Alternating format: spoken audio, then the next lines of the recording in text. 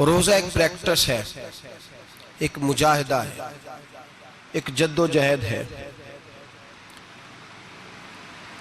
जद्दोजहद किस चीज़ की? अल्लाह की रज़ा के मुताबिक अपने आप को ढालने की जद्दोजहद। सौम का लुग़वी माना होता है रुक जाना। हलाल रिज़्क सामने पड़ा है, हलाल मशरूब सामने पड़ा है,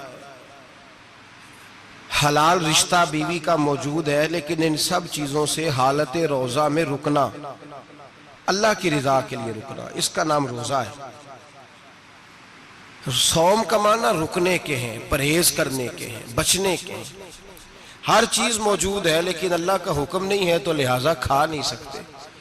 तो रब फरमाते जब जायज़ चीज़ें तू मेरी मर्जी के बगैर मेरे हुक्म के नहीं खा सकता, तूने रुकना है तो हराम कैसे खा लेता है? अब जायज़ चीज़ के लिए तुझे हुक्म है, मैं कहूँ तो खाएगा, मैं कहूँ तो नहीं खाएगा। मैंने हुक्म दे दिया जायज़ है, रोटी है, खाना है, गोश्त है, तेरी फ्रिज में पड़ा सारा कुछ, तू बाइख्तियार है, मुंह में दांत भी हैं, हजम करने को हाजमा भी है, भूख की शिद्दत भी है, पर मेरी इजाजत के बगैर तू खा सकता। रोजा रख लिया, अब तुझे हुक्म नहीं कि तू खाए। जब जायज चीज मेरी मर्जी के बगैर नहीं खा सकता तो नाजायज कैसे खाएगा? मेरे नबी पाक अलैहिस्सलातु वस्सलाम ने अपने खूबसूरत अल्फाज के अंदर इस मफहूम को बयान फरमाया। महबूब पाक सल्लल्लाहु अलैहि वसल्लम फरमाते जिसने झूठ नहीं छोड़ा, गीबत नहीं छोड़ी, बुराई नहीं छोड़ी, अल्लाह को उसके भूखे प्यासे रहने की कोई जरूरत नहीं। वो काहे का रुका है? जब कोई काम तो उसने अल्लाह की रिदा वाला किया नहीं। रोजा रख के दगा कर रहा है, रोजा रख के झूठ बोल रहा है, रोजा रख के कम माप रहा है, तोल रहा है, धोखा दे रहा है, रिश्वत ले रहा है, फ्रॉड कर रहा है, हराम का माल इकट्ठा करके कहता है उसमें से चलो 10 देंगे भी पका देंगे। वो भाई जो काम अल्लाह ने तुझे करने का हुक्म दिया था, जब तू वो बजा ही नहीं ला रहा, मकसद रोजा ही तू हासिल लअल्लकुम तत्तकून। रोजे का मकसद ये है कि तू परहेजगार हो जाए। मेरे नबी पाक अलैहिस्सलातु वस्सलाम की बारगाह आली मर्तबत में 2 औरतें आई, ये चीजें खा लो। कहने लगी महबूबा हमने रोजा रखा हुआ है। फरमाया नहीं, तुम्हारा तो रोजा नहीं है, हुजूर रखा हुआ है रोजा, सहरी से लेकर अब तक कुछ नहीं खाया, शाम तक भी नहीं खाएंगी। महबूब ने फरमाया जरा कह तो करो, उल्टी तो करो। कह की तो उनके हलक से खून भी निकला और गोश्त के लोथड़े भी निकले, फोटियां भी निकली। नबी पाक ने फरमाया वहां बैठ के तुमने अपने जानने वालों की गीबत नहीं की, चुगली नहीं खाई? खामोश हो गई, गर्दनें झुक गई। नबी पाक ने फरमाया तुमने कुरान नहीं पढ़ा कि जो अपने भाई की गीबत करता है वो मुर्दा भाई का गोश्त खाता है?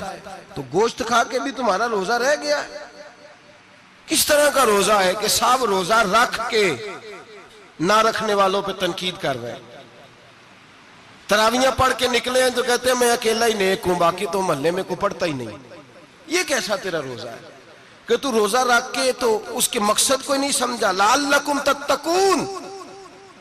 रोजादार तो वो है कि रोजा रखा हुआ है, खाने भी से रुका है, पीने से भी रुका है, अमले ज़ौजिय्या से भी रुका है, फिर वो झूठ से भी रुके, गीबत से भी रुके, बदनिगाही से भी रुके, हराम खारी से भी रुके सारी चीजों से।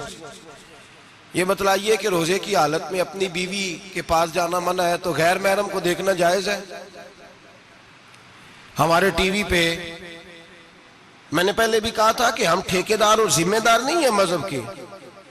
यहां हमारे आने से पहले भी कोई बैठा था, हम मरेंगे तो यहां हमसे बड़े बड़े नेक लोग बैठेंगे, कोई बंदा जिम्मेदार नहीं है। बड़े बड़े कज कुला साहिब जुब्बा और दस्तार, बड़े बड़े साहिब बसीरत, आइमा, फुकाहा, उलमा, ज़ुआमा, नुकाबा, सूफिया, औलिया, गौस, कुतुब, अब्दाल, औताद, कुतुबुल अख्ताब, जाने कौन कौन आए, उलमा आए, मुफस्सिरीन आए, मुहद्दिसीन आए, गुजर गए। हम तो खाक नशीन लोग हैं, थोड़ा काम करने वाले, थोड़ी सलाहियत रखने वाले। लेकिन भाई अगर करते हैं तो एक काम करते हैं, साथ दूसरा नहीं करते। ये किस तरह का दीन सिखाने लोग निकले कि शव्वाल से लेकर शाबान तक गाना सुनाया जाएगा, शाबान से लेकर शव्वाल तक नाच गाना किया जाएगा, शव्वाल से लेकर शाबान तक धमा चौकड़ी होगी, रमजान आएगा तो हदीसें सुनाई जाएंगी। रमजान आएगा तो लोगों को कुरान पढ़ के सुनाया जाएगा। ये मजहब बाज नहीं है, एक गवैये मजहब सिखाएंगे, एक्टर मजहब सिखाएंगे। ये मजहब बाज नहीं है कि एक गिलास के अंदर पहले शराब पी लो, फिर उसी गिलास में रमजान आए तो शहद बांटना शुरू कर दो। ये बाज नहीं, ये मेरे रसूलुल्लाह का मजहब है। अगर तुम्हें शौक है दीन सीखने सिखाने का, यकम रमजान को तौबा करो और कहो कि हम टीवी पे बैठ के हदीसें सुनाएंगे तो सारा साल सुनाएंगे, और जिस जुबान से हदीस निकलेगी फिर उससे कभी गंदा गाना नहीं निकलेगा, फिर कभी नाच गाना नहीं होगा। ये कौन सा मजहब है जो बीबियां सिखा रही हैं? ये कौन सा दीन है जो औरतें सिखा रही हैं? मेरे रसूल पाक सल्लल्लाहु ताला अलैहि वसल्लम का वो मजहब है कि मेरे आला हजरत फाजिल बरेलवी रहमतुल्लाह अलैह ने फरमाया, मर्द के लिए जायज नहीं कि वो औरत की जुबान से मिलाद भी सुने, नात भी सुने। मर्द के लिए जायज नहीं, मर्द को मर्द सिखाएगा, औरत सिखाएगी तो औरतों को सिखाएगी। बेशक आप सवेरे फतवा दीजिए कि छोटी सी मस्जिद में बैठ के, छोटे से कोने में बैठ के छोटा सा मौलवी, और वहां तो इतने इतने बड़े मुफ्ती टीवी पे बैठे हुए, वो गलत है तो सही है कैसे हो गए? सुनो, मेरे नबी पाक अलैहिस्सलातु सलाम के मजहब का हुस्न ये है कि इस्लाम कहता है एक नजर बीबी को देखा किसी ने गलती से तो माफी हो जाएगी, दूसरी नजर शहवत से देखा तो हराम है उसके लिए। वो पाकिस्तान का मौलवी हो या सऊदी अरब का शाह हो, किसी के लिए औरतों के बीच फिरना उठना बैठना जायज है? मेरे नबी पाक सल्लल्लाहु ताला अलैहि वसल्लम ने फरमाया मैं औरतों से मुसाफा करने नहीं आया, और मेरे नबी पाक सल्लल्लाहु अलैहि वसल्लम ने फरमाया, हुजूर फरमाते लेकिन ना कुत्ता बिल्कुल नापाक नहीं होता, कुत्ते का थूक नापाक होता है, या कुत्ता गीला हो जाए तो नापाक होता है, लेकिन खिंजीर सारा नापाक होता है, कुल नापाक है खिंजीर। नबी पाक ने फरमाया खिंजीर भी हो और गंद में लिथड़ा हुआ भी हो, पेशाब में लिथड़ा हुआ हो, गोबर में लिथड़ा हुआ हो, पखाने और फुजले में लिथड़ा हुआ खिंजीर खिंजीर हो, उसका जिस्म तेरे साथ टकरा जाए तो इतना बुरा नहीं जितना गैर महरम औरत का वजूद तेरे साथ टकरा जाए तो बुरा है। इस हद तक मेरे नबी पाक सल्लल्लाहु और गुंबद के मामले में फतवा देने वाले, या रसूल अल्लाह कहने पर कुफर का फतवा देने वाले और बड़ी बड़ी बातें करने वाले खामोश क्यों हो गए? ला तत्तखिजुल यहूद वन नसारा औलिया। रब फरमाता है यहूदियों और ईसाइयों को दोस्त ना बनाओ, ये तुम्हारे दोस्त हो सकते, ये तुम्हारे सज्जन हो सकते। जब अर्श का मालिक कह रहा है सज्जन नहीं हो सकते तो तू दोस्ती की बात कैसे बढ़ा रहा है? या रसूल अल्लाह हमारे सज्जन कौन हो सकते हैं? फरमाया तुम्हारा दोस्त वो हो सकता है जो मोहम्मद अरबी का गुलामी करने वाला हो, जो रसूलुल्लाह की नौकरी करना हो दोस्त होगा। दूसरा दोस्त हो सकता, कोई एक्टर मजहब नहीं सिखाएगा, कोई गवैया मजहब नहीं सिखाएगा।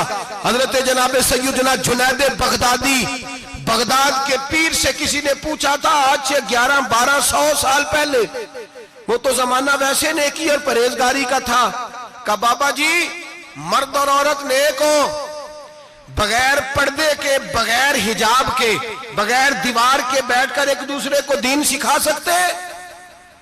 हजरत साहब बताइए, मर्द और औरत नेक हो तो बगैर पर्दे और हिजाब के एक दूसरे को दीन सिखा सकते हैं?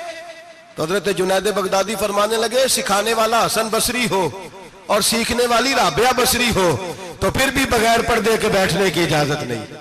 तो मुफ्ती साहब को इजाजत किसने दी? मौलाना साहब को इजाजत किसने दी? बड़ा वो नहीं होता जो टीवी पे ज्यादा आता है, बड़ा वो होता है जो रसूलुल्लाह के दीन पे अमल ज्यादा करता है। हजरत अब्दुल्लाह इब्ने मसूद रदी अल्लाह ताला अन्हु फरमाते ज्यादा बातें करने वाला आलिम नहीं होता। हुजूर फिर आलिम कौन होता है? फरमाया पढ़ो कुरान, इन्नमा यख्शल्लाह मिन इबादिहिल उलमा।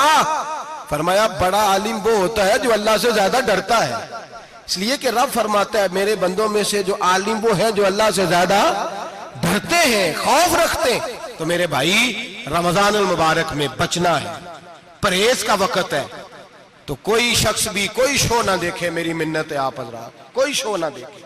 औरत का तो पर्दा है तो हमें तो तमाशे पे लगा दिया गया, अजीब किस्म के एक्टर आ गए और मजहब सिखा रहे हैं। मेरी अपील है आपसे कि सहरी इफ्तारी के वक्त टेलीविजन बंद रखें। क्या चीज खोल के रखें? या कुरान खोल के रखें या रसूलुल्लाह का फरमान खोल के रखें। अल्लाह रसूल की तरफ तवज्जो रखें, वो सीखने सिखाने का वक्त है। छोड़े गवैयों से दीन सीखा जाएगा। आप हमें कोई शिकवा नहीं, ये पक्की तौबा करें, सवेरे आए आके दीन सिखाएं। और मैं उनसे भी अपील करूंगा कि आओ दीन सिखाओ। हजरत फुजैल बिन अय्यास फरमाते मैं डाकू था, कभी कभी छुप छुपा के जुमा पढ़ा करता था, फिर मैंने तौबा की तो सच्ची तौबा की, फिर मैंने तौबा की तो रब को राजी करने वाली तौबा की, फिर मैंने तौबा की तो छोड़ी हर शय, गरीबों का लूटा हुआ माल वापस किया, जिसके पैसे न दे सका उसके घर में जाके उसकी भैंसों को चारा डाला, उसके ऊंटों की खिदमत की, मैंने कर्जे चुकाए। फरमाया मैं सच्ची तौबा करके मस्जिद आया, जिस खतीब के पीछे मैं जुमा पढ़ा करता था वो मेरे हाथ पे बैठ करके मुरीद हो गया। अल्लाह तबारक व तआला ने अपने बंदों के दिल मेरी तरफ फेर दिए, फिर तुम्हें उसमें इनाम देने की जरूरत नहीं पड़ेगी, फिर तुम कुटिया नशीन बन के भी दीन फैलाओगे तो अल्लाह उसमें तासीर पैदा फरमा देगा। तो रोजे का माना रुकना है, रोजे का माना बोलिए, रोजे का माना रुकना। किससे? झूठ से, गीबत से, बदी से, बदनिगाही, खाने पीने। रोजा किस पे फर्ज है? अमीरों पे कि गरीबों पे? जी कहने ने मैं तो काम ही, मेरा तो काम ही मेहनत मजदूरी वाला, मैं कैसे रोजा रखूं? मैं तो दिहाड़ी लगाता हूं तो रोजा कैसे रखूं? मैंने नहीं किसी हदीस में पढ़ा कि रोजा वो रखे जो दफ्तर में बैठता है। सहाबा के जमाने में तो दफ्तर होते ही नहीं थे, किसी जगह नहीं लिखा हुआ रोजा वो रखेगा जो एसी में बैठता है, तब तो एसी थे ही नहीं। हजरत अबू बकर सिद्दीक रज़ी अल्लाह तआला अन्हु से लेकर जनाब बिलाल तक सारे अपने हाथ से काम करते, सारे अपने हाथ से काम करते, सारे। हजरत उमर फारूक रज़ी अल्लाह तआला अन्हु खलीफा वक्त होने के बावजूद माले गनीमत के ऊंट चरने जाते थे तो चरागाह में छोड़ने में जाते थे, लेने भी आते थे वापस। सारे लोग अपने हाथों से मुशक्कत वाले काम करते। हजरत बिलाल मजदूरी करते, सलमान फारसी मजदूरी करते, मिकदाद मजदूरी करते, सहाबा मजदूरियां करते, रोजे रखते। और रमजान के जाने का वक्त होता तो दर रसूल पे खड़े होकर अर्ज करते महबूबा दिल नहीं भरा, दिल करता है कभी रब सारा साल ही रोजे अता करे, सारा साल रमजान दे तो हम सारा साल रोजे रखने को तैयार है। जज्बा था, ताकत थी, हिम्मत थी। आज नौजवान लड़का है, कहता है मुझसे भूख बर्दाश्त नहीं होती। मेरे भाई रब बीमारी ला देना, अल्लाह से दुआ मांगे, अल्लाह शिफाए अता फरमाए, और दुआ करें अल्लाह आजमाए से महफूज फरमाए। आप यकीन करें मैंने लोगों को देखा है, हलक से कतरा नहीं उतरता, खुराक की नाली लगी हुई है, आला ग़िज़ाएं पकी हुई पड़ी है। अर्श का मालिक कहता है मैं तेरे हलक से गुजरने नहीं दूंगा, कानून बन गया। मैंने देखा है ड्रिप पे लोग जिंदा है, बोतल लगी हुई है ग्लूकोज की, गुजारा चल रहा, आला ग़िज़ाएं पड़ी है, लाखों रुपया तिजोरी में पड़ा है। मालिक कहता तू नहीं खा सकता तो वो खाने नहीं देता, नहीं खाने देता। एक शख्स यूरोप के इलाके का, मैं किसी कालम नवीस का पढ़ रहा था, वो कहता मेरी खरबों में जायदाद है, लेकिन मेरे मैदे में ऐसी तकलीफ है कि मैं आटे को छान कर जो ऊपर से बूरा निकलता है सिर्फ वो खा सकता हूं, उसके अलावा मैं कायनात की कोई नेमत खा नहीं सकता। और मेरे भाई वो जब चाहे तो बड़े बड़े खाने खाने से तुझे रोक दे, तेरे दांत चबाने के काबिल ना रहे, जुबान निगलने के काबिल ना रहे, मैदा तेरा हजम करने के काबिल ना रहे, वो जब चाहे तो जो मर्जी कर ले। वो कहता चल तू मेरी मर्जी पे चल ना, एक महीना मेरे कहने पे ना खा, एक महीना मेरे कहने पे ना खा, तो या अल्लाह तू क्या करेगा? फरमाया सौमु तसहु, मेरे नबी पाक ने फरमाया तुम रोजे रखो, अल्लाह तुम्हें सेहत अता फरमा देगा, अल्लाह तंदुरुस्तियां दे देगा, शिफाएं दे देगा। तुम रोजे रखो, अल्लाह तुम्हें, सुभान अल्लाह, अल्लाह तुम्हें, अल्लाह ताकत देता है, हिम्मत देता है, अल्लाह हिम्मत देता है।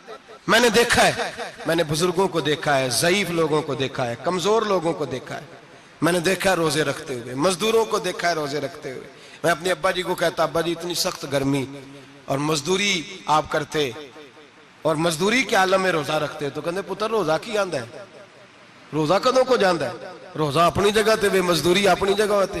और कई दफा मैनू फरमान लगे, मैनू यार समझ कोई नहीं लगती, पता नहीं रोजिया चला ताकत कितों दे छड़दा इन्नी ज्यादा, काम भी ज्यादा करीदा है ते रोजा भी भाई सौमु तसहु, मेरे मुस्तफा ने फरमाया तो रोजा रख, अल्लाह तुझे सेहत अता फरमा देगा।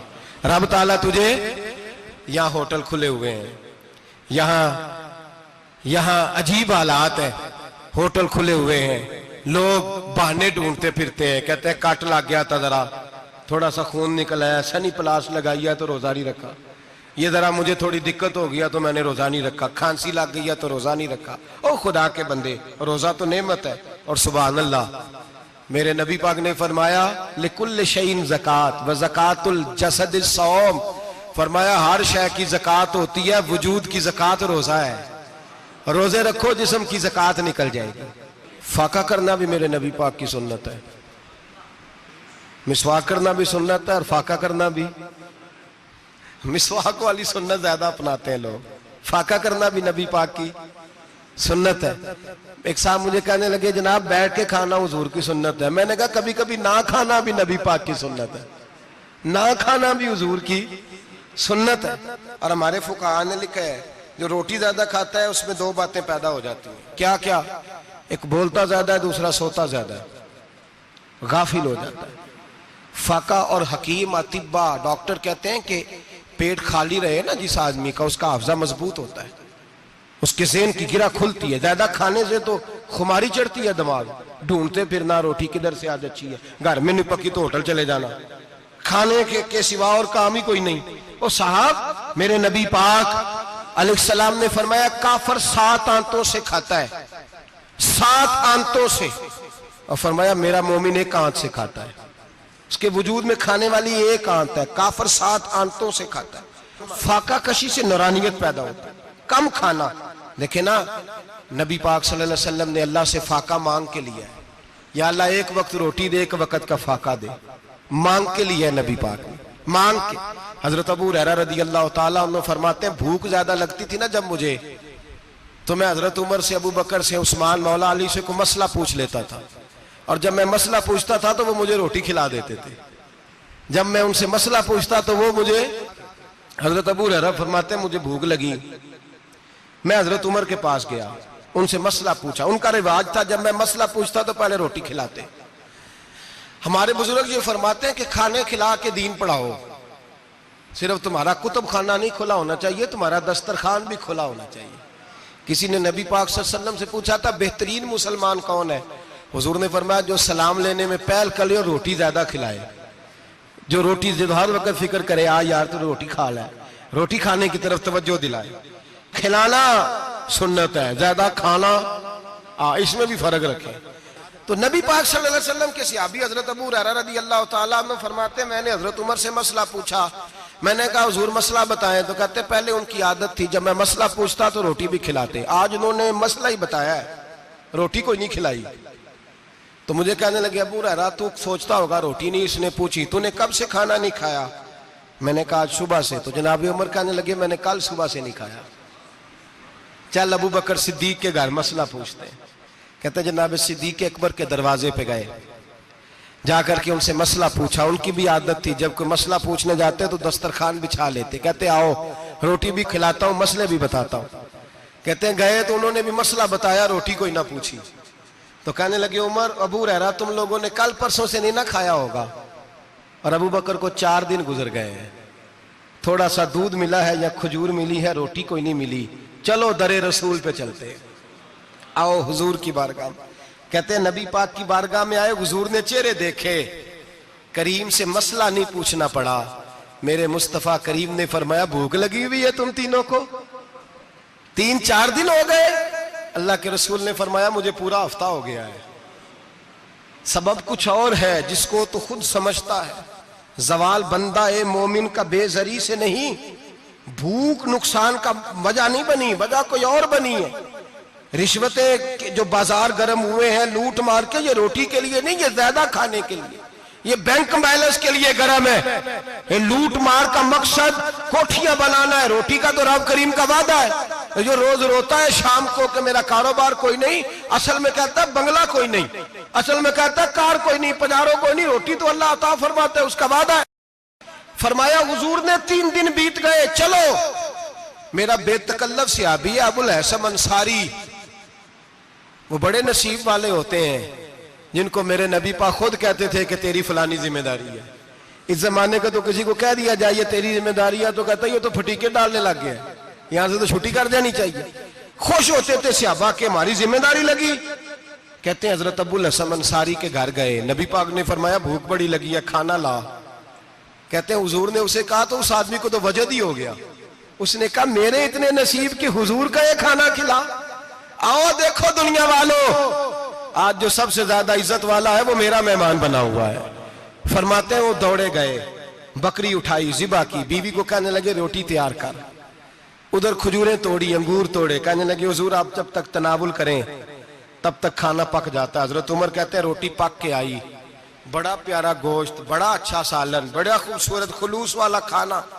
फरमाते हैं मैंने बड़ा ही खाया। नबी पाक ने ना एक रोटी ली और छोटी चपाती, थोड़ा थोड़ा सालन कोनों से, और जब नबी पाक ने खा लिया तो हुजूर की आंखों में आंसू आए। हजरत अमर कहने लगे हुजूर रोए क्यों? तो नबी पाक ने फरमाया सोचता हूं 7 दिन के फाके के बाद खाया है, पर डरता हूं रब इसका हिसाब पूछेगा तो जवाब कैसे देना है, इसका हिसाब भी तो देना है ना जो खाया है। तो हजरत उमर फारूक के हाथ में कुछ चीज थी, जोर से जमीन पे मारी, का महबूबा 7 दिन के बाद भी रोटी खाए तो हिसाब देना है। नबी पाक फरमाने लगे उमर वो मालिक है ना, तो जब देता है तो हिसाब नहीं ले सकता, हिसाब तो देना है, हिसाब तो देना है, तैयारी रखो। सहाबा कराम फरमाते हमने इरादा किया कि आज के बाद हम फिर फाके करेंगे, कम खाएंगे, इसलिए कि हिसाब देना है। मेरे भाई वो फाका कशी करते थे, डरते थे। यहाँ तो लोग खा के बीमार है, खाते जा रहे हैं, सोते जा रहे हैं, खाते जा रहे हैं, सोते जा रहे हैं। ये भी वक्त आएगा रमजान शरीफ का, सवेरे दर्स पे आओ कहते नींद बड़ी आती है, सवेरे 2 सिपारे पढ़ के सोया करो कहते साहब नींद बड़ी आती है। फजर के बाद ही तो वक्त होता है अल्लाह अल्लाह करने का, शहरी का, खाते जा रहे हैं, सोते। लोग जमात से नमाज नहीं पढ़ते, सो जाते, जमात का सवाब छोड़ के सो जाएंगे। भाई रमजान मुबारक में फाका कशी की ट्रेनिंग होती है, फाका कशी की तरबियत ले, रमजान में रोके अपने आप को, तरबियत होगी। और हमारे सूफिया फरमाते हैं जो ज्यादा खाता है उसका नफ्स उसको ज्यादा पे मायल करता है, ख्वाहिशात नफ्स पैदा होती हैं। मेरे नबी पाक अलैहिस्सलाम ने जवानों को हुक्म दिया है, या माशरल शबाब, ओ जवानों, या रसूलल्लाह क्या हुक्म है? फरमाया या निकाह कर लो अगर ताकत है, नहीं ताकत तो रोजे रखो। हुजूर रोजे से क्या होगा? फरमाया तुम्हारा नफ्स कुचला जाएगा, शैतान वसवसा अंदोजी नहीं करेगा। आज नौजवान बढ़ बढ़ के खाता है, बहुत ज्यादा खाता है, कभी इस होटल से खाता है, कभी उस होटल से खाता है। इतना ज्यादा खाएंगे तो नफसानी कुव्वतें उछल करके आएंगी, मुश्किल हो जाएगा। शादियां देर से होती हैं, माँ बाप आंखें बंद करके बैठे हुए हैं। अगर माँ बाप की जिम्मेदारी हो और माँ बाप निकाह ना करे तो नबी पाक ने फरमाया बच्चे गुनाह करेंगे तो जितना गुनाह बच्चे को उतना बाप को भी होगा। तो माँ बाप चुप है, दूसरा शादी मुश्किल बड़ी है, महंगी बड़ी, और तीसरा नहीं कर रहे कुछ लोग तो रोजे भी नहीं रख रहे। तो रमजान उनके लिए भी वक्त है, नफसानी कुव्वतें कुचली जाएंगी। खाना जितना कम खाया जाएगा उतना वजूद के अंदर नफसानी ख्वाहिशात कम पैदा होंगे। तो रमजान तो प्रैक्टिस है मुजाहिदे की, दीन की। और दूसरा मेरे हबीब पाक सल्लल्लाहु अलैहि वसल्लम ने फरमाया है, हुजूर फरमाते हैं कि रमजान और कुरान का आपस में रिश्ता है। कुरान पाक कितना पढ़ना चाहिए रोजाना? ज्यादा से अल्लाह जज़ा दे, उम्मीद है आप ज्यादा से ज्यादा ही पढ़ते होंगे। भाई सुने, हदीस मुबारका में नबी पाक ने फरमाया रमजान और कुरान दोनों मिल के ना, बड़ी प्यारी हदीस है, फरमाया दोनों मिल के अल्लाह की बारगाह में मेरी उम्मत की सिफारिश करेंगे। रमजान और अल्लाहु अकबर। किस तरह? नबी पाक फरमाते हैं रमजान कहेगा ए अल्लाह दिन के वक्त मैंने इसे तेरी रजा के लिए खाने पीने से बाज रखा, और कुरान कहेगा या अल्लाह रात को तेरी रजा के लिए खड़ा होकर ये कुरान सुनता था।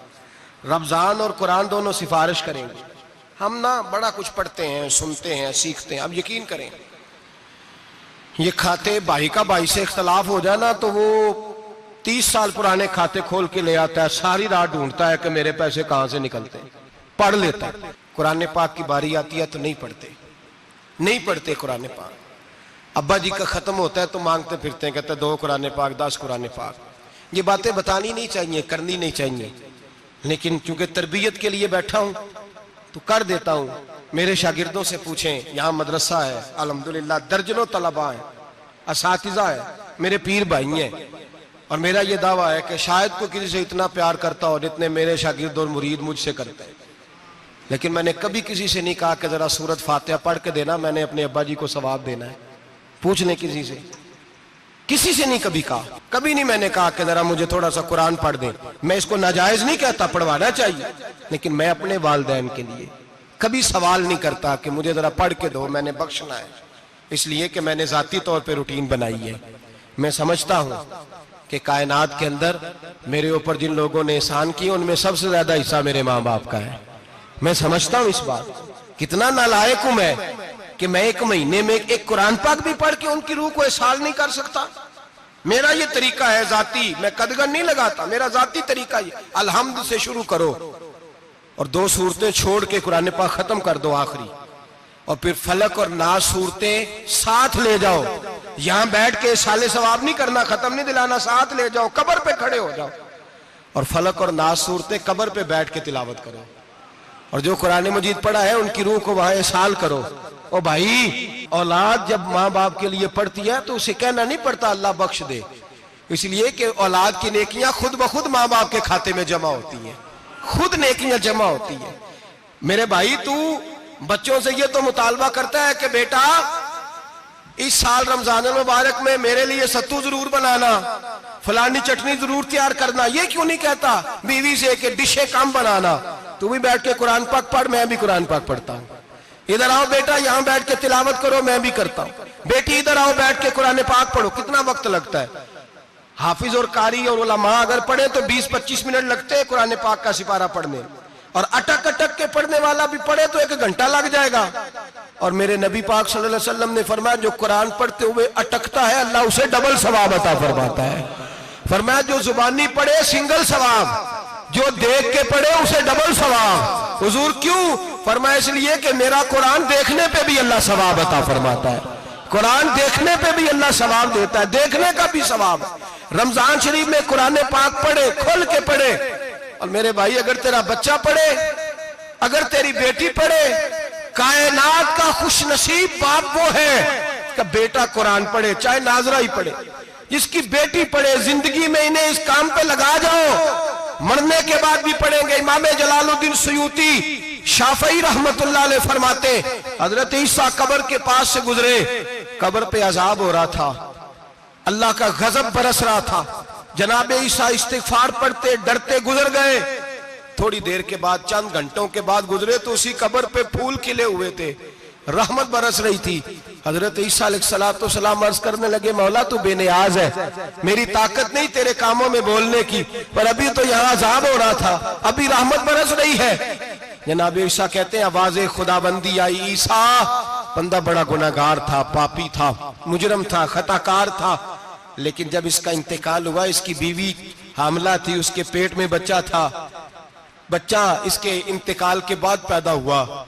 आज वो 4-4.5 साल का हुआ है, मकतब में गया है, मदरसा में गया है, उस्ताद ने बिस्मिल्लाह शरीफ पढ़ाई है। फरमाया उसने तोतली जुबान से कहा है बिस्मिल्लाहिर्रहमानिर्रहीम का, ऐसा मुझे बतला इस जमीन पर वो मासूम जिसे अभी रहमान और रहीम कहना नहीं आता, वो तोतली जुबान से मुझे रहमान और रहीम कहे और मैं उसी जमीन पे उसके बाप को अजाब दूं। फरमाया उसने एक बार रहमान और रहीम कहा है, मैंने उसकी बाप की कब्र को नूर से मामूर फरमा दिया है, नूर से भर दी है कब्र, बरकत से भर दी है। अल्लाह करे मेरे बेटे भी कुरान पढ़े, अल्लाह करे मेरी बेटियां भी कुरान पढ़े, अल्लाह करे हम सब की औलादे कुरान पाक पढ़े। लेकिन ना इमाम आजम अबू हनीफा रमजान में 61 कुरान पाक पढ़ते थे। कितने? 60 टेक, अल्लाहु अकबर। एक कुरान पाक दिन में पढ़ते पूरा, एक रात को पढ़ते, एक तरावी में पढ़ते। 61 कुरान पाक इमाम साहब पढ़ते। आप फरमाते मैंने छोड़ दिए सारे वजीफे, मैं सिर्फ रसूलुल्लाह का कुरान पढ़ता हूँ। रमजान सारा कुरान पाक, सारा रमजान। अब तो आदत ही नहीं रही हमें कुरान पाक। अगर लोग नाराज ना हो तो महफिल नात होती है तो तिलावतें कितनी होती हैं, और नातें हमने ज़ौक़ ही नहीं बनाया, ज़ौक़ ही नहीं बनाया हमने तिलावत कुरान का। इसलिए कि कुर्रा उलमा फुकरा इनको हम तैयार ही नहीं कर रहे, हम तो एक्टर पाल रहे हैं जो पैसे लेते हैं नात खानी के, माज़अल्लाह। ओ मेरे भाई, क्या कुरान मेरे नबी की नात नहीं? हजरत आयशा सिद्दीका रदी अल्लाह तआला अन्हा के पास सहाबा गए, कहने लगे अम्मा जी हमें नबी पाक का इखलाक बतलाएं। तो अम्मा जी कहने लगी जाओ जाके कुरान पाक पढ़ो। काला खुलुकुहुल कुरान, सारा कुरान मेरे नबी के इखलाक का ही नाम है। ये सारी नात है, ये सारी नात है। इस नात को सुनने लोग क्यों नहीं आते? इतना रश में अपने नात में, उतना तरावी पे क्यों नहीं होता? और मिल्लत का जवान याद रखे, बूढ़े तरावियां पढ़ते हैं, ज़ईफ तरावियां पढ़ते हैं, घुटनों में दर्द है तरावियां पढ़ते हैं, बीमार बूढ़े तरावियां पढ़ते हैं। जवान वहां चौक में खड़े। क्या जवानी इसलिए है चौकों में खड़ा हुआ जाए? क्या जवानी इसलिए है कि सऊदी अरब जाने के लिए पासपोर्ट बनाना हो तो 2.5 घंटे खड़ा रहे तू? शनाख्ती कार्ड के दफ्तर तू खड़ा रहे, प्रोटेक्टर के लिए खड़ा रहे, काफिरों के सामने कासा लेसी करने के लिए तू खड़ा रहे, तू नौकरी पे जाए तो सारी रात खड़ा रहे, और तू कुरान के लिए खड़ा नहीं होता? मेरे महबूब ने फरमाया मन कामा ईमानन व इहतिसाबन गुफिरा लहु मा तक़द्दम मिन ज़ंबि। फरमाया जो रमजान मुबारक में अल्लाह की रिजा के लिए गुनाहों की माफी के इरादे से कयाम करेगा, रातों को इबादत करेगा, अल्लाह उसके पिछले सारे गुनाह माफ फरमा देगा। नौजवान इरादा करें, प्रोग्राम बनाएं कि इंशाअल्लाह कुरान पढ़ना भी है, कुरान पढ़वाना भी है, सुनना भी है, और इंशाअल्लाह बोलिए सुनना भी है और पढ़ना भी है और पढ़ाना भी। हिम्मत करें, दलेरी करें, आके खड़े तो हो, अल्लाह तौफीक अता करेगा। पहली बात यह कि रोजा रखें, दूसरी बात यह कि कुरान पाक की तिलावत करें, और रोजा रखें तो रोजे के सारे हुस्न समेत उसे रखें। नबी पाक ने फरमाया रमजान गमखारी का महीना है, गमखारी करें। हमारे जमाने में 2 किस्म की तकलीफें हैं। एक तो गरीब आदमी, उसका हाल यह है कि वो मांगते ही गुजारा करना चाहता है, उसने हाथ यूं कर लिया है तो अब उसका यूं होने को तैयार नहीं। जरूरत अगर किसी आदमी को किसी दरवाजे पे ले जाती है तो बुरा नहीं, लेकिन सवाल का अपने ऊपर दरवाजा खोल लेना ये ठीक नहीं। फाका कशी पैदा करें, हौसला पैदा करें, थोड़े पे गुजारा करना सीखें। गरीबों को भी इजाजत नहीं कि वो निकल खड़े हों मैदान में मांगने के लिए। टोलियां निकलती हैं रमजान में, जत्थे निकलते हैं खैरात इकट्ठी करने वाले। बचें। मेरे नबी पाक सल्लल्लाहु अलैहि वसल्लम ने फरमाया जिसने बगैर जरूरत के सवाल किया, जब कयामत के दिन आएगा तो उसके चेहरे के ऊपर गोश्त नहीं होगा, सिर्फ ढांचा ही होगा। इतनी भयानक सूरत में आए, बगैर अशद जरूरत के सवाल न कर, कभी सवाल न कर। और अमीरों से गुजारिश है कि रमजान हमदर्दी का महीना है, हमदर्दी करें तो सामने वाले की इज्जत का भी ख्याल करें। ये बात दुरुस्त है कि गरीब सियाना नहीं होता, इसलिए कि जिसकी जेब में पैसे नहीं होते भाई उसे अकल भी नहीं होती। जिसके घर कार नहीं होती उसे चलाने का तरीका, जिसके घर ओवन नहीं होता उसे चलाने का तरीका भी नहीं आता। जिसके घर में चीजें होती हैं उसे चलाना भी आ जाता है। जिदे घर दाने उदे कमले भी उसके सियाने हो जाते हैं। तो चौधरी साहब, सेठ साहब, नवाब साहब आटा तकसीम करते हैं, खड़े होके फोटो खिंचाते हैं, फेसबुक पे देते हैं, और एक आटे का थैला और 10 अखबारों में फोटो। अल्लाह से डरें।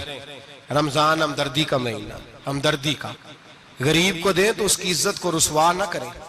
मेरे नबी पाक अलैहिस्सलाम के सहाबी हजरत अब्दुल्लाह इब्न उमर रदी अल्लाह ताला अन्हु ढूंढ के लाते थे मिस्कीनों को, ढूंढ के, और जब लाते थे तो अपने दस्तरखान पर बिठाकर अपने साथ अफ्तारी कराया करते थे। और फिर फरमाया अल्लाह ताला ने लन तनालुल बिर्रा हत्ता तुनफिकु मिम्मा तुहिब्बून, अल्लाह के रास्ते में वो चीज देनी है जो तुम्हें ज्यादा प्यारी हो। कौन सी चीज जो तुम्हें, मैं थोड़ा सा बेबाक हूं बाज दोस्तों के साथ, सबके साथ नहीं। एक दोस्त मदरसे में घी देने आए एक दफा, तो वो वाला घी दे गए जो सबसे सस्ता था। तो मैंने कहा मुझे दयानतदारी से बचाए, आप यही खाते हैं घर में? कहने लगे नहीं।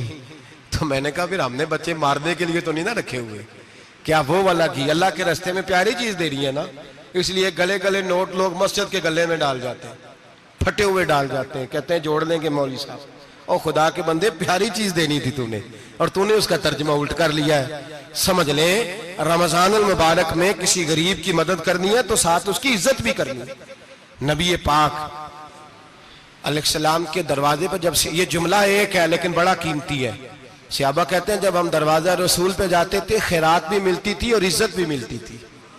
खुद भीख दे खुद ही कहें मंगते का भला हो, खैरात भी मिलती थी और इज्जत भी मिलती थी। नबी पाक साथ इज्जत भी देते थे, मिस्कीन को गरीब को दें और खैर खाई करें। जूते बेचने वाले जूतों के रेट सस्ते करें, कपड़ा बेचने वाले कपड़े का रेट, दर्जी साहब भी रेट सस्ता करें, दुकानदार भी चीजों का रेट, हकीम साहब पैसे कम लें, डॉक्टर पैसे कम करें, हुकूमत निर्खों में कमी करे, और ये काम इज्तिमाई तौर पे करे। मेरे नबी पाक ने फरमाया रमजान गमखारी का महीना है, इसमें गमखारी करनी है, दूसरे का ख्याल करें, इशार करें, कुर्बानी करें। यहाँ हर चीज का रेट बढ़ जाता है रमजान शरीफ में। हर आदमी कहता है मेरा सीजन आ गया है, तवज्जो बढ़ाएं, ख्याल करें, गमखारी का महीना है। और फिर आप लोगों से यह भी गुजारिश है कि रमजान मुबारक का जब महीना आए तो जिस आदमी के साथ नेकी करनी है वक्त पे करें। किसी गरीब को पैसे देने हैं, कपड़े देने हैं तो यकम रमजान को दें। मैं अक्सर दोस्तों से पूछता हूं, मैं कहता हूं कारी साहब नूं जोड़ा कदों देंदे हो? कहंदे 27 वाले दिन। मैं क्या मैनूं लग गई समझ, तुहाडी साजिश है किधरे सवा के पा ना लवे। एवं मौलवी चौधरी साहब दे नाल दे कपड़े पा ले ते कित्थे लिखिया इनू देना 27? तुसीं दसो 27 वाले दिन कोई दर्जी सी के देंदा है? ਉਹਨੂੰ 3 ਗੁਣਾ ਵੀ पैसे दईए तो कहता ਜਿਹੜੇ बाकी ने उन्होंने नहीं बटन पे लगते मेरे को कितों जोड़ा सीख। तो किस दिन देते हो कारी साहब को? क्या मकसद है? पहनने के लिए दे रहे हो या इसलिए दे रहे हो कि ना पहन सके? तो भाई आप जब किसी को कुछ चीज देंगे तो कब देंगे? जब वो इस्तेमाल कर सके। गरीब को लोग फतराना देने जाते हैं ईद से एक दिन पहले, तो क्या करेगा उसका? वो ना तो कपड़े खरीद सका ना रोटी ला सका। बल्कि मेरे हजरत साहब फरमाते हैं रमजान से पहले दे दो, रमजान की नीयत करके रमजान से 1-2 दिन पहले दे दो, अल्लाह रमजान जितना सवाब ही अता फरमाएगा। रमजान से पहले दो जिसको कुछ है दिन, कबल अज वक्त तैयारी करो। और मेरे किबला साहब फरमाया करते अपने कपड़े बाद में, गरीब के बच्चों के कपड़े पहले, अपने घर की जरूरियात बाद में, गरीबों की जरूरियात। इसलिए कि अल्लाह पाक ने उनका रिज़्क भी हमारे घर भेज दिया। हमारी ड्यूटी लगाई है कि तुमने बांटना, बांटने वाले बनो। और ये ज़ेन बनाए कि पता नहीं किसका हिस्सा था जो अल्लाह ने मेरे घर भेजा, ये ज़ेन बना के बांट। और जिसको देने जाए, हाँ आपको इजाजत है थोड़ा बहुत पता करने की, लेकिन थोड़ा बहुत तफ्तीश करने की इजाजत, बाल की खाल उतारने की इजाजत। मैंने देखा है लोग गरीबों का इंटरव्यू लेते हैं, तेरा तो फलाना कमाने वाला नहीं, तेरा तो फला बच्चा। ओ भाई बहुत सारे गरीब ऐसे हैं, बड़े हैं जो कमाने की कोशिश करते हैं लेकिन उनका सबब नहीं बनता। हाँ हाँ है ऐसे लोग जो सऊदी अरब चले गए हैं, कहते हैं तेरा तो फला बाहर नहीं गया है, गया है, लेकिन सारे सऊदी अरब जाने वाले भी माल कमाने की ताकत नहीं रखते। कई वहां भी बैठ के बेचारे कर्जों में उलझे हुए हैं, वहां वालों के जुल्म का शिकार है, बहुत सारी आजमाइशों में। तू तफ्तीश करता है। मेरे इमाम शाफी का एक जुमला अगर आपको याद रह गया तो बात बन जाएगी। इमाम शाफी रहमतुल्लाह, बल्कि हजरत गौसे आजम जिलानी के पास वो बात आपको ज्यादा फायदा देगी। हजरत गौसे आजम जिलानी को उनका एक मुरीद समझाने लग गया, कहने लगा हजरत जी आप सबको ही देते रहते हैं, हर बंदा मुस्तहिक नहीं होता, जरा टटोल के दिया करें। तो गौसे आजम जिलानी फरमाने लगे भाई मुझे तो लगता है तू भी उन चीजों का मुस्तहिक नहीं था जो अल्लाह ने तुझे अता कर दी है। पहले तू बता, तू मुस्तहिक था? तुझे अपनी हैसियत औकात का पता है जो अल्लाह ने तुझे दे दी है? ताकत थी, क्वालिटी थी, तेरे अंदर वो सलाहियत थी। रब ने तो नहीं तेरी तफ्तीश की कि तू काबिल है कि नहीं, तू अल्लाह के बंदों की तफ्तीश करता पड़ता है। इमाम शाफी फरमाया करते, इमाम शाफी फरमाते रब तुझे परख के नहीं देता, टटोल के नहीं देता, रुसवा करके नहीं देता। तू गरीबों के साथ ये सारा जुल्म क्यों करता है? बस पता चल गया वो जरूरतमंद है तो दे, इसलिए कि अजर तुझे गरीब ने नहीं देना, अजर अल्लाह ने देना है। और अल्लाह अजर अमल पे नहीं देता, अल्लाह तो नियत पे अजर अता फरमाता है। तो नियत देख तेरी किस तरह की। तो मेरे भाई गरीब को दें, कबल अज वक्त दें। रमजान मुबारक में चौथा काम, बात आखिरी और चौथा काम सुने, रमजान में दीन सीखें। शैतान कैद होता है ज्यादा से ज्यादा, और जब आदमियों का पेट खाली होता है ना तो ज़हन जो होता है ना वो भी उसका फ्रेश होता है। उसमें कोशिश करें दीन सीखने की। मेरे नबी करीम सल्लल्लाहु अलैहि वसल्लम ने इस दीन को इल्म का दीन करार दिया है, शऊर का दीन करार दिया है, फहम का दीन करार दिया। नबी पाक सल्लल्लाहु अलैहि वसल्लम ने फरमाया एक इबादत करने वाला इशा के बाद खड़ा हो और फजर तक नमाज पढ़ता रहे। एक आलिम दीन इशा पढ़ के सो जाए, उठ के फजर पढ़ ले, तो वो 70 इबादत करने वालों का दर्जा ज्यादा नहीं, आलिम का दर्जा फिर भी ज्यादा है। उस आलिम दीन का दर्जा ज्यादा है, इसलिए कि वो लोगों को आगाही देता है, शऊर बख्शता है। ये दीन जो है ये, और नबी पाक सल्लल्लाहु अलैहि वसल्लम ने फरमाया इबादत करने वाले पर आलिम का दर्जा उतना ही ज्यादा है जितना मेरा दर्जा अपने गुलामों पर ज्यादा है। आलिम को हुजूर ने इतना बड़ा मकाम दिया, दीन सीखें, शऊर हासिल करें। ये फकाहत का दीन है, शऊर हासिल करने का दीन है। और नबी पाक सल्लल्लाहु अलैहि वसल्लम ने फरमाया, दीन की एक बात सीख लेना 1000 नफल पढ़ने से ज्यादा दर्जा रखती है। दीन की एक बात सीख लेना 1000 जनाजे में शिरकत से ज्यादा दर्जा रखती। दीन की एक बात सीख लेना, मेरे नबी पाक सल्लल्लाहु ताला अलैहि वसल्लम इरशाद फरमाते 1000 मरीज की इयादत करने से ज्यादा दर्जा रखती है।